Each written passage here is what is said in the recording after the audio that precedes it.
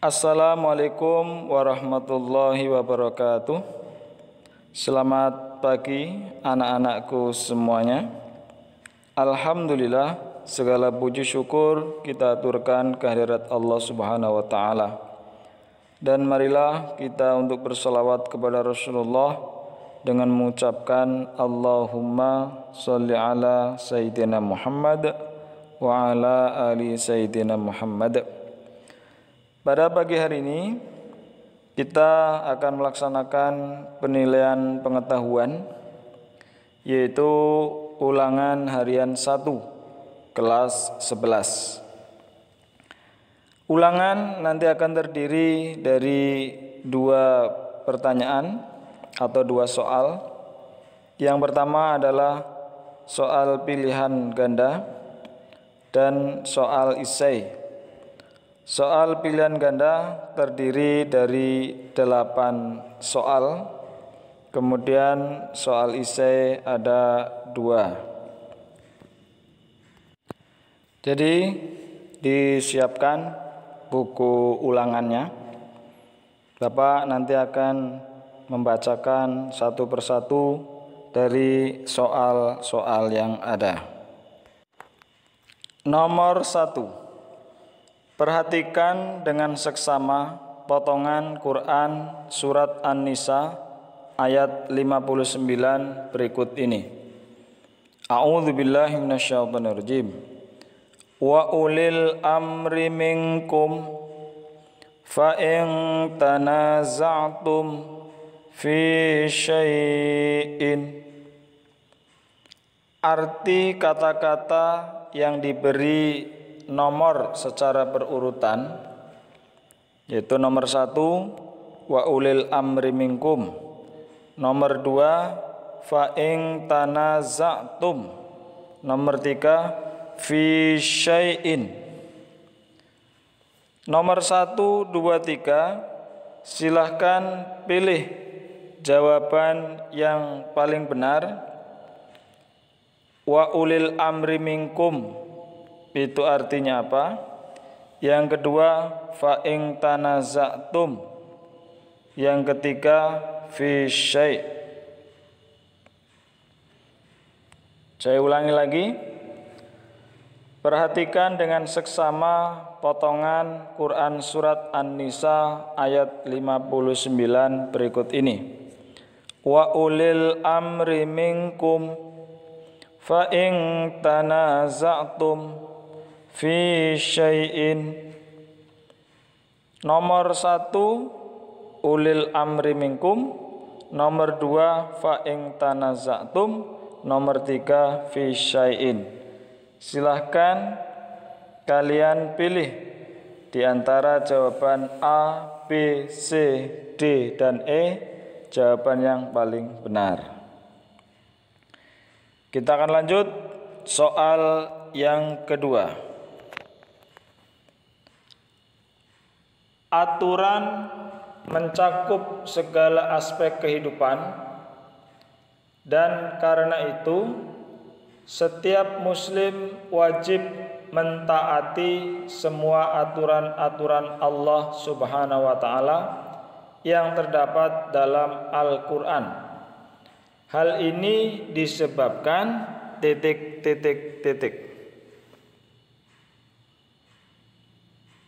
A. Manusia tidak dapat membuat aturan. B. Setiap pekerjaan yang dilakukan harus ada aturan. C. Untuk meringankan manusia dalam bergaul dengan seksama. D. Aturan Allah Subhanahu wa taala itulah yang terbaik dan sesuai dengan kebutuhan. E. Harus ada sikap saling menghargai terhadap adanya aturan hidup. Nomor 2, aturan mencakup segala aspek kehidupan, dan karena itu setiap muslim wajib mentaati semua aturan-aturan Allah Subhanahu wa taala yang terdapat dalam Al-Qur'an. Hal ini disebabkan A. Manusia tidak dapat membuat aturan. B. Setiap pekerjaan yang dilakukan harus ada aturan. C. Untuk meringankan manusia dalam bergaul dengan sesama. D.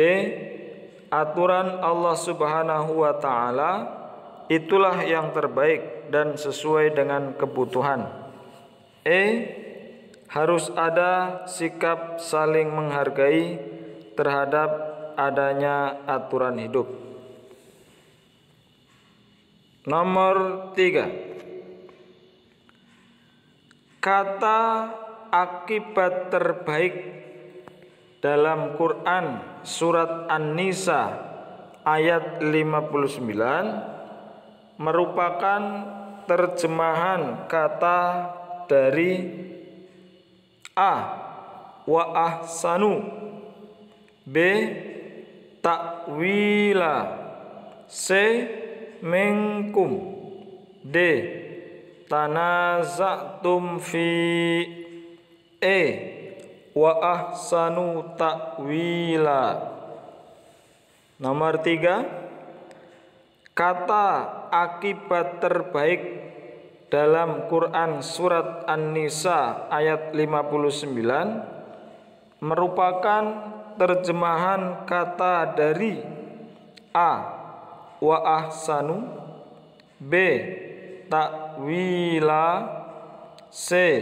Minkum, D. Tanaza'tum fi, E. Wa ahsanu ta'wila. Nomor 4. Kemudian jika kamu berlainan pendapat tentang sesuatu, maka kembalikan. Kalimat di bawah ini yang sesuai dengan terjemahan tersebut yang terdapat di dalam Quran surat An-Nisa ayat 59 adalah A. Fa in tanaza'tum fi syai'in farudduh, B. Wa ulil amri minkum, C. Khairu wa ahsanu ta'wila, D. Ati'ullaha wa ati'ur rasul, E. In kuntum tu'minuna billahi wal yaumil akhir. Nomor 4. Kemudian jika kamu berlainan pendapat tentang sesuatu, maka kembalikan. Kalimat di bawah ini yang sesuai dengan terjemahan tersebut terdapat dalam Quran surat An-Nisa ayat 59 adalah A. Fa in tanaza'tum fi syai'in farudduh, B. Wa ulil amri minkum, C. Khairu wa ahsanu ta'wila, D. Ati'ullaha wa ati'ur rasul, E. In kuntum tu'minuna billahi wal yaumil akhir. Nomor 5. Ketaatan itu memiliki dimensi yang luas, tergantung lingkungan tempat kita semua berpijak. Makna taat kepada ulil amri bukan sekedar patuh pada aturan-aturan, tetapi juga bermakna titik. A. Mau melakukan perubahan ke arah yang layak untuk dituju. B. Menyepakati aturan yang sudah dibuat berdasarkan kepentingan. C. Ikut berpartisipasi melaksanakan program yang dicanangkan pemerintah. D. Adanya kesepahaman yang harus dilaksanakan dengan berurutan. E. Memiliki kesanggupan yang mengedepankan keberhasilan. Ketaatan itu memiliki dimensi yang luas, tergantung lingkungan tempat kita semua berpijak. Makna taat kepada ulil amri bukan sekedar patuh pada aturan-aturan, tetapi juga bermakna titik. A. Mau melakukan perubahan ke arah yang layak untuk dituju. B. Menyepakati aturan yang sudah dibuat berdasarkan kepentingan. C. Ikut berpartisipasi melaksanakan program yang dicanangkan pemerintah. D. Adanya kesepahaman yang harus dilaksanakan dengan berurutan. E. Memiliki kesanggupan yang mengedepankan keberhasilan. Nomor 6. Makna ketaatan kepada Allah Subhanahu wa taala, Rasul dan ulil amri sesuai Quran surah An-Nisa ayat 59 sangat menekankan perilaku taat kepada Allah Subhanahu wa taala. Bentuk ketaatan kepada Allah Subhanahu wa taala adalah titik. A. Hasil kesepakatan. B. Sesuai kebutuhan. C. Adanya jaminan. D. Diperhitungkan. E. Bersifat mutlak. Nomor 6. Makna ketaatan kepada Allah Subhanahu wa taala, taat pada Rasul dan ulil amri sesuai Quran surat An-Nisa ayat 59 sangat menekankan perilaku taat kepada Allah Subhanahu wa taala. Bentuk ketaatan kepada Allah Subhanahu wa taala adalah titik. A. Hasil kesepakatan. B. Sesuai kebutuhan. C. Adanya jaminan. D. Diperhitungkan. E. Bersifat mutlak. Nomor 7. Ketaatan itu muara dari kebahagiaan.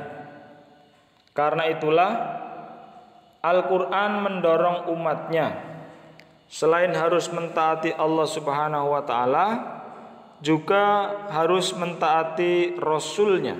Karena titik. A. Semua Rasul memiliki tugas yang sama, yaitu mengajak bertauhid. B. Para Rasul itu diberikan bukti kerasulannya berupa mukjizat. C. Perintahnya merupakan pengejawantahan perintah Allah Subhanahu wa taala. D. Seorang rasul merupakan orang suci yang diberikan wahyu. E. Tidak ada manusia yang sempurna kecuali para rasul. Nomor 8. Keberadaan para rasul menjadi bukti kasih sayang Allah Subhanahu wa taala kepada manusia agar hidupnya bahagia dunia akhirat. Tidak terbayangkan akibatnya jika tidak ada rasul.